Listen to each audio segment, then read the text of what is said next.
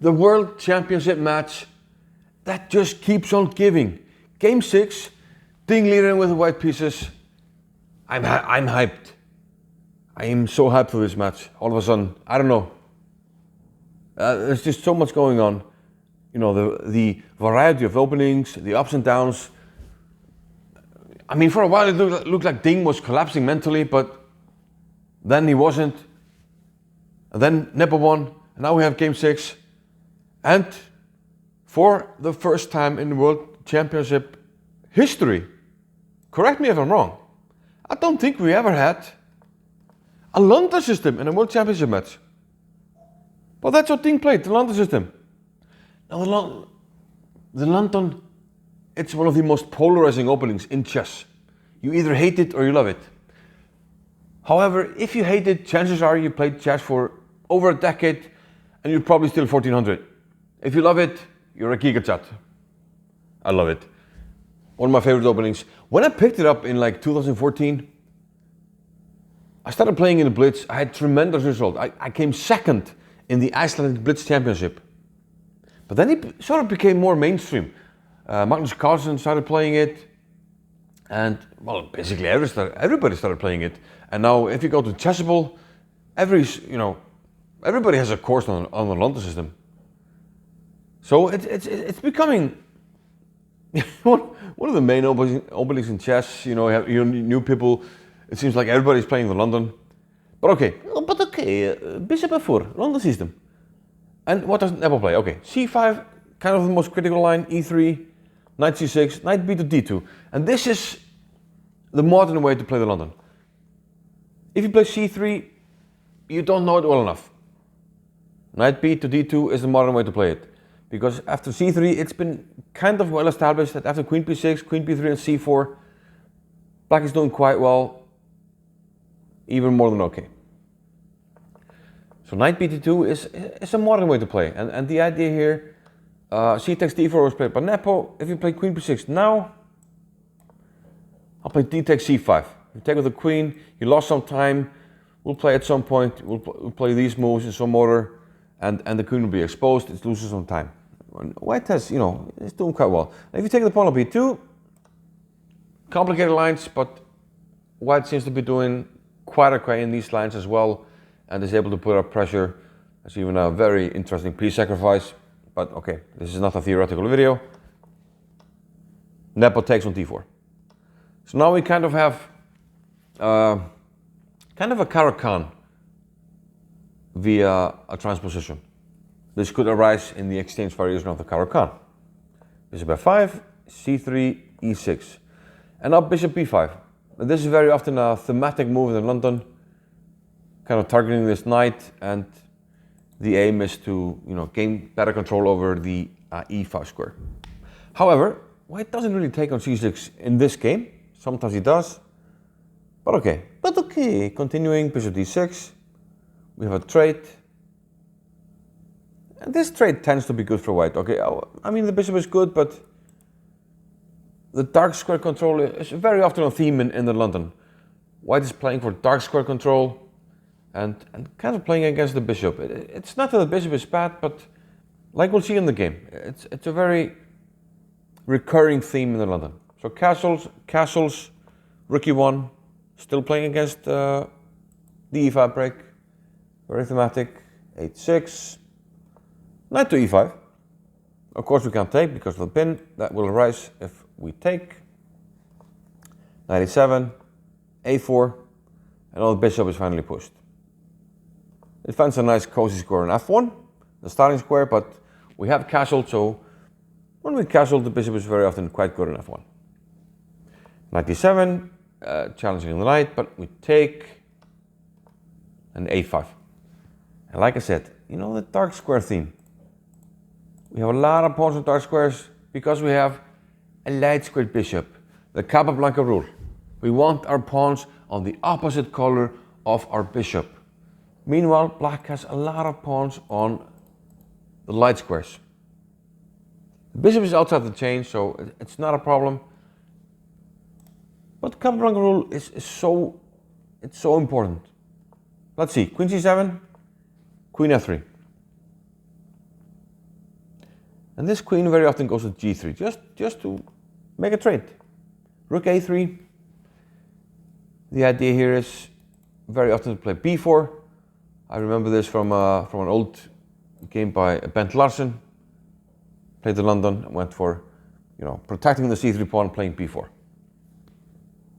And very often this knight will find a nice square on c5 in these lines. Bishop g6, knight b3, knight c6, and queen g3. White doesn't mind a queen trade. He will continue playing on the dark squares. The queen trade will relieve the pressure on this square, and then we can pluck the knight into c5, and we're doing quite well. So Nepo avoids, queen to e7, h4, playing on both flanks. So this is, again, I mentioned Bent Larsen. That's an old game, Bent Larsen against Gligoric, where Bent Larsen pushes both the flank pawns. And this is sort of, ahead of his time. And now people are doing this more and more because of the influence of AlphaZero. Knight c5.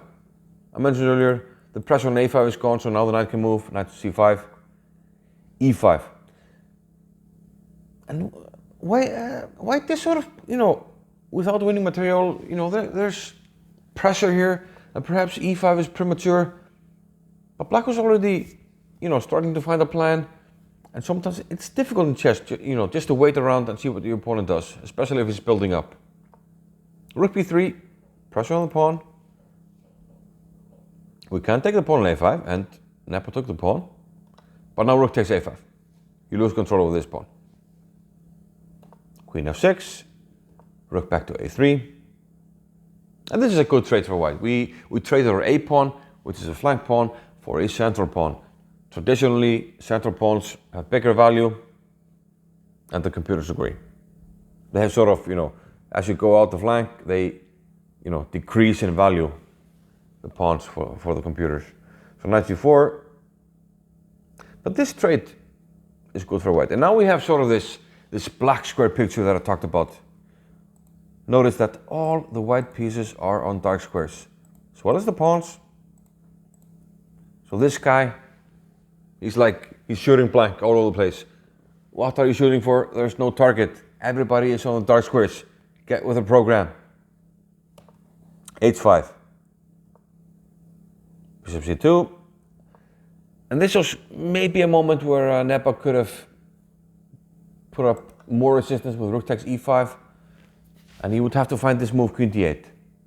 And the point is, I can't take your piece because queen d1. And white probably has to settle for a perpetual, because if queen h3, he will take on e5 and then take the knight. And black is doing well. So white would have to find a move such as queen f3, but still difficult to make progress here for white. Instead, bishop c2, and now knight takes b7. At the queen b6, this fantastic move, knight d6, utilizing a tactic here. Nepo took on e5, but of course, if he takes the hanging knight, there's rook takes e8, and the queen is gone. It's a goner, and it's gone. So rook takes e5, queen takes e5, queen takes b2, rook is hanging, rook a5. Now king h7 was played by Nepo here. If he takes on c3, that's this fantastic move, knight e8, and you can't protect against this pressure on e7, g7, sorry. You have to take on e8, and then you're just done material. So Nepo plays king h7, rook c5, and queen c1. But now he should have taken on c3. That would have put up more resistance. If knight e8 now, I can probably just take it and take on d4 and have a lot better compensation. Same thing after queen c1, king h2, f6, queen g3. Black is facing some problems here. I mean, in a practical game, I would worry about this pawn. But there's big pressure coming up right here. I want to play rook c7, but I'm worried about queen g5. What does he do? He takes a pawn, knight takes c4. Now you can't allow him to take this pawn, can't you? So you push the pawn, but on knight e3. And this is strong because there's no queen g5. So now rook c7 becomes more stronger. Bishop b1, rook c7. You have to protect this. Rook g8, knight d5. King h8. Why king h8? Because if you play a3, please tell me you're watching my pattern recognition videos.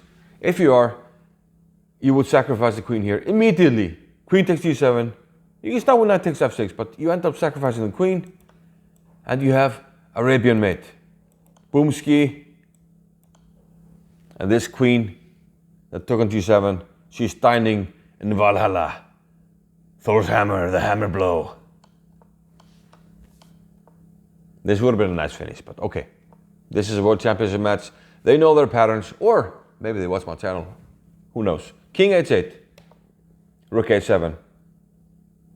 We want to push the pawn, so we push it, but now knight e7. If you keep pushing, I take the rook, and we have a renewed mate threat on g7. So the rook moves. d5. Good move. Computer preferred rook b7, but basically a lot of moves are winning here for white, including this one. And after queen c7, black is, well, he's facing a big threat here. Knight g6 is a threat, followed by, yet again, mate on g7, king h7. This means knight g6 is no longer with check, so if you play knight g6, rook g8, well, that's what Nepo thought, so he played rook g8.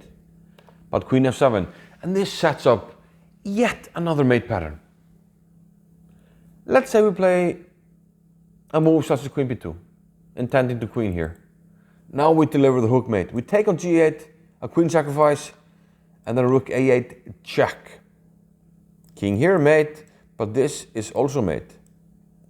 Traditionally, hook mate would have a pawn here that covers this square, but this pawn does the same thing here.